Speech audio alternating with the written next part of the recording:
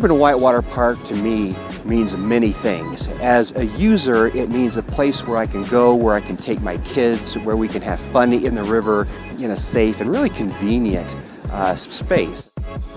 Boise Whitewater Park was really formulated around a lot of the goals and objectives and I think visions that almost all whitewater parks are formulated around. And that is to really engage the community, to really get people involved with their river, to get people watching, to encourage youth to get away from their TV sets and really get active in a healthy outdoor activity. I'm Stan Colby. I'm co-owner of Idaho River Sports. We started the business in 1987 in a location in a historic north end part of town and moved to this new location in 2004 with the expectations of a water park being built. When we first moved here, this whole area was a really depleted neighborhood. There was old gravel pits, barbed wire fences, there was no access. And since that has all changed with the development of the park, the new roadway, the houses have changed, the apartments have expanded and improved.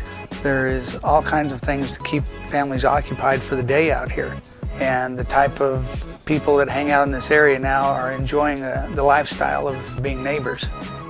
Here in Boise, Tom and I can both get on the wave and we'll have our own separate experience. We don't have to go at the same time, you take different turns, and so people of all levels can enjoy the wave differently and still get a really great day out of it. Being so close, you don't have to take a whole chunk of time to get down here. It's in your community, it's in your backyard. How's it going? This is Victor Myers and I own Corridor Paddle Surf Shop. We're about 50 yards from the main feature here on the Boise River. We also have a bar and food truck yard next door. We're a full-on surf shop, kind of in every sense of the word. We shape custom boards here, we do repairs, full retail, rentals, and this is year 5 for us, so we've been here for almost as long as the wave's been in. And we're like 9 hours from the coast, so.